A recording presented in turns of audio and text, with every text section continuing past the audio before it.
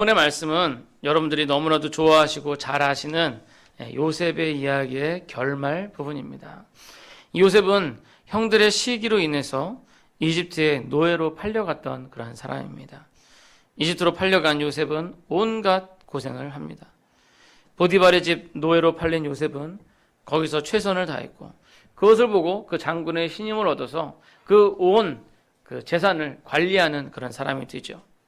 그러나 보디발 장군의 부인의 유혹을 거절하자 앙심을 품은 그 부인이 모함하여서 결국은 감옥에 갇히게 됩니다.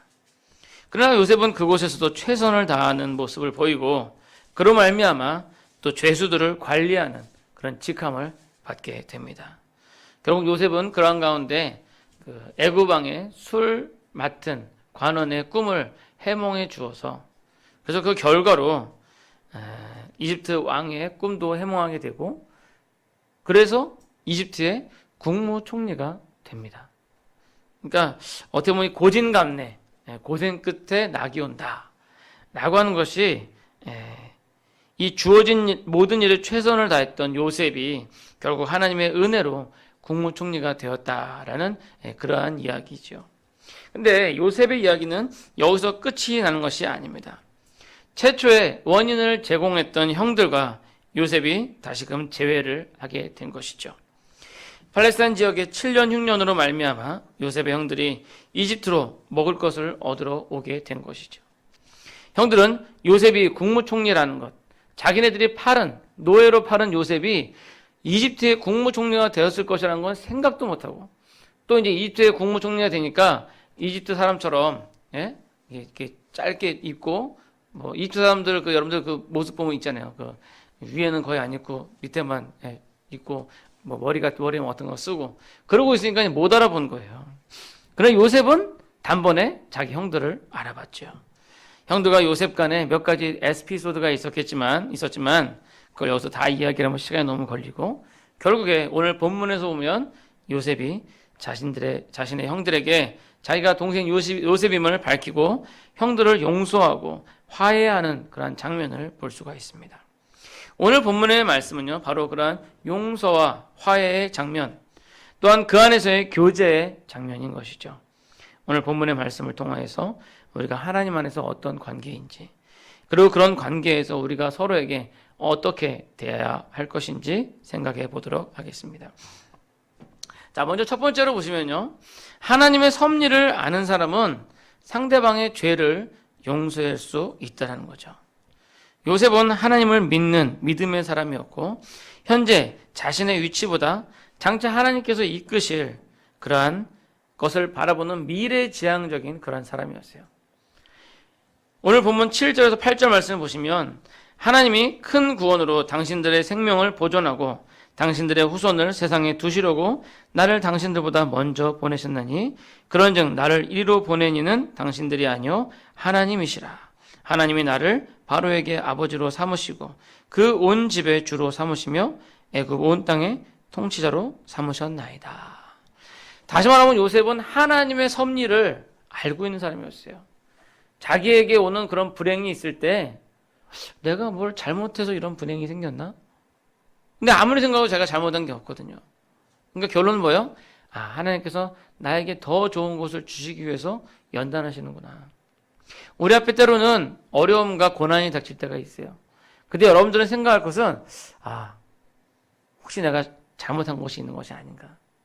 그리고 다음에는 하나님께서 이 고난을 통해서 나를 더 성숙시키시고 나를 더 연단시키시겠구나. 그러한 믿음이 있으면 그러한 고난을 충분히 극복할 수가 있다는 거예요. 요셉은 그러한 사람이었고 그러다 보니까 그러한 고난에 잘 대처를 했어요. 아니 요셉이 자기의 처지를 아주 계속 한탄만 하고 그랬으면 아마도 그 보디발 장군의 신임을 얻기는 힘들었을 거예요. 아니 그런 신임을 얻었더라도 요셉이 자기의 신세를 한탄하고 그랬으면 보디발 장군의 부인이 자기를 유혹할 때 이놈의 인생 막 가는 인생 어차피 한 세상 사는 인생인데 그냥 막 살자 그러면서 그 유혹에 쉽게 넘어갈 수 있었을 거예요. 그러나 요셉이 그 유혹에 넘어가지 않을 수 있었던 것은 보디발 장군의 부인에게 요셉이 말합니다. 우리 하나님께서 보고 계시는데 그 앞에서 내가 범죄할 수 없다라는 거죠. 결국 요셉은 하나님을 믿는 사람이었다는 거예요. 근데 오늘 본문 말씀을 보니까 요셉이 하나님을 믿는 사람이었기에 얼마나 믿겠어요. 자기가 그 일생 동안 생고생한 거 생각하면 얼마나 믿겠습니까? 여러분 그냥 지금 지나고 나서 제가 이렇게 설명하니까 뭐 그래 좀 고생은 했지만 총리가 됐으니까 얼마나 좋아 뭐 이렇게 생각하시기 쉽지만 그러나 요셉 당사자는 이 보디발 장군의 부인의 그 모함으로 감옥에 갇히게 되었을 때 얼마나 좌절하고 슬퍼하고 울었을까요? 아니 자기의 형제들이 자기를 그 상인들에게 노예로 팔았을 때 얼마나 기가 차고 얼마나 통곡을 하지 않았겠습니까? 이건 당사자 아니면 모르는 거예요. 당사자 아니면 모르는 거예요. 그러나 요셉이 하나님을 믿었기에 그것을 극복할 수 있었다는 거예요. 여러분들에게도 이런 어려움과 고난이 때로 있을 줄 믿어요. 그러나 그 가운데 여러분들 하나님을 의지하시면 하나님께서 고난을 연단을 소망을 이루는 것으로 바꿔주실 줄 믿습니다. 그러기에 요셉이 그런 믿음이 있었기에 자기 형들, 자기를 팔았던 형들을 용서할 수가 있었던 거죠. 결국 요셉이 형들을 용서할 수 있었던 것은 하나님 때문이에요. 하나님을 믿으니까. 그러니까 요셉이 형들에게 이야기하잖아요. 나를 이곳에 보낸 것은 형들이 아니라 하나님께서 형들과 우리 가족을 구원하시기 위해서 이 7년, 6년 동안 죽어야 되는 죽을 수밖에 없는 이 7, 6년 동안 형들을 구원하기 위해서 날 이곳으로 보내신 것이야 라고 그렇게 고백할 수가 있었다는 것입니다. 바로 이러한 믿음으로 여러분들에게 잘못하는 사람들 용서해 주시고 오히려 이 사람이 나한테 왜 그럴까 할 때 혹시 내가 하나님 앞에 좀 부족한 부분이 있지 않을까 하면서 오히려 자기를 성찰하는 그런 시간이 되었으면 좋겠어요. 남이 나에게 모함을 하고 남이 나에게 안 좋게 할 때 막 대놓고 그냥 삿대질하면서 같이 싸우면 똑같은 사람밖에 안 되잖아요.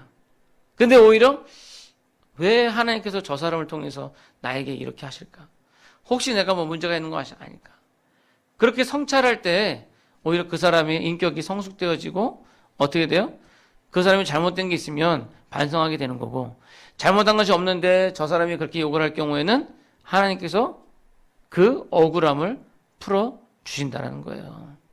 다윗이 아들 압살롬에게 쫓겨서 도망갈 때 시므리라는 사울 집안 사람이 나와가지고 저주를 합니다. 야, 네가 사울의 왕자리를 빼앗아가지고 그러더니 네 아들한테도 쫓겨나고 하나님께 널 저주하는 거야. 막 그러면서 막 그렇게 와요. 옆에 있던 요압 장군이 왕이여, 내가 지금 칼로 저 사람 가서 죽여버릴까요? 그러니까 다윗이 얘기합니다. 그냥 둬라. 만약에 내가 정말 잘못한 것이면 하나님께서 저 사람 입술을 들어서 나에게 지금 그렇게 잘못했다고 얘기하는 것이고 만약에 내가 잘못한 것이 없으면 오히려 하나님께서 나를 복을 주시고 저 사람을 벌하실 것이다. 이러한 모습이 우리 믿는 사람에게 있어야 된다는 거예요. 그럴 때 우리는 교회 안에서 서로를 용납할 수가 있는 것입니다. 자, 근데 오늘 본문 말씀에서 우리가 좀 더 포커스를 맞추고 싶은 것은 요셉과 형제들이에요. 어떻게 보면 요셉이 믿음이 좋다고 하더라도 형제들에 대한 원망이 있을 수 있어요. 아까 제가 말씀드린 것처럼 우리가 이야기로 온 거지만 요셉은 그 과정 가운데에서 아마도 수많은 원망과 불평이 있었을 수 있어요. 그러면서 그 포커스가 어디로 갔을까요? 형들이잖아요. 최초 원인 제공자. 아니, 형들이 그때 나를 팔지만 않았어도 내가 여기서 이 생고생은 안 하는 건데. 아니, 내가 그때 아버지가 형들 도시락 갖다 주라고 했을 때 한 번만 내가 아버지 나 가기 싫은데요? 라고 했어도 내가 이 고생을 안 했을 텐데. 아마 그런 수많은 생각들을 했을 것 같아요. 그런데 다 지나고 난 다음에 다시 형들을 만났을 때 결국 뭐예요? 형제다. 결국 형제다라는 거죠. 결국 형제다라는 것이 용서할 수 있는 이유가 되는 것입니다. 우리가 어떻게 보면요, 여기 계신 여러분들이 자라온 환경도 틀리고 또 성도 틀리고 성이 같으신 분들 좀 있지만요, 아무튼 남남이에요. 그러나 예수 그리스도의 십자가의 피로 말미암아 우리는 영적인 가족이 되었습니다. 이 세상 가족은 그냥 이 세상 살다가 죽으면 끝이에요. 여러분 저 세상 가서 하늘나라 가서도 이 가족 관계가 이어지는 건 아니에요. 물론 서로가 알아보지만. 왜냐하면 예수님께서 말씀하실 때 하늘나라에서는 시집도 가지 않고 장가도 가지 않는다. 그때는 모두가 다 형제예요. 하나님을 아버지로 두고 예수님을 우리의 큰형님으로 두고 그 안에서 우리 모두가 다 형제라는 거죠. 지금은 장로님이랑 사원이랑 할아버지 손자 관계지만 그때 천국에서는 다 형제. 천국에서는 그때는 이금래 권사님도 처녀 때의 그 아름다운 모습으로 처녀 때 얼마나 이쁘셨어요. 우리 또 강혜회 권사님 이번에 교회 요람 사진을 내셨는데 우리 집사람이 단번에 알아보더라고요. 강혜회 권사님이네? 그러더라고요. 근데 그 몇 년 전 사진인지는 모르겠어요. 근데 천국에서는 그때보다도 더 젊었을 때의 모습으로 우리가 다 만나게 된다니까요. 그때는 뭐예요? 다 형제요? 다 자매라는 거죠. 다시 말하면 우리가 교회 안에서 다 형제고 다 자매예요. 그러면 가족이면 서로 좀 잘못하고 그래도 다 덮어줄 수 있는 거 아닙니까? 그렇잖아요. 가족이니까 덮어줄 수 있는 거 아니에요. 우리가 형제고 자매인 것을 기억하시고 서로 용납하고 용서하시고 화해하시기 바랍니다. 왜냐면요, 그 형제가 화목한 것이 부모의 기쁨이에요. 그렇잖아요. 여러분들 집에서 자녀들이 맨날 치고받고 싸워. 너 죽네 나 죽네 싸워요. 재산 놓고 막 싸워요. 그럼 그 부모 마음이 얼마나 찢어지겠어요. 그렇죠? 형제가 서로 싸우고 막 다투고 막 죽인다 막 그러고 정말 그 뉴스에 보니까 어떤 그 아들이 복권에 그 로또에 당첨됐는데 그 당첨된 거를 동생들한테 안 나눠주고 그런다고 막 부모랑 형제가 막 싸우고 막 난리가 났더라고. 그러니까 형제가 그렇게 싸울 때 그 부모는 마음이 찢어진다는 거예요. 그럼 뭐예요? 우리가 다 주 안에서 형제인데 주 안에서 우리가 막 서로 싸우고 다투고 있으면 우리 하나님 마음 아프시겠어요? 안 아프시겠어요? 아프시죠. 결국 우리가 형제인 것을 기억하시고 하나님 안에서 화목하시기 바랍니다. 그렇게 화목하기 위해서는 예수님의 모습을 닮아야 돼요.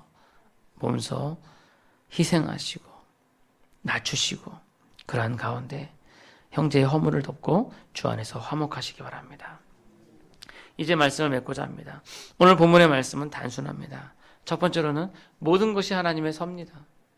나에게 환난이 오는 것도 나에게 어려움이 오는 것도 그것을 극복할 힘을 주시는 것도 하나님의 섭니다. 그러나 그 하나님은 선하시기 때문에 결국 나를 선한 곳으로 인도하신다. 결국 나에 대해서 모함하고 나에 대해서 질시하는 사람들도 하나님의 섭리 가운데 있고 내가 그들을 용납할 수 있다는 거죠. 왜? 하나님께서 결국 선한 길로 인도해 주실 것이기 때문입니다. 뿐만 아니라 우리가 주 안에서 한 형제다. 한 형제이기 때문에 형제의 잘못을 덮어줄 수가 있는 것입니다. 말하기는 이러한 화목함이 우리 망원중앙교회에 넘쳐나서 하나님께서 우리 망원중앙교회만 바라봐도 너무 기뻐가지고 춤이 덩실덩실 출 수 있는, 우리가 서로 화목한 가운데에서 하나님께서 그 모습 보시면서 야, 내 자녀들이 저렇게 화목해 하는구나 하면서 기뻐하실 수 있는 그런 우리 교회가 되기를, 우리 모두 힘을 합쳐 그런 교회를 만들기를 간절히 소원합니다. 기도하시겠습니다.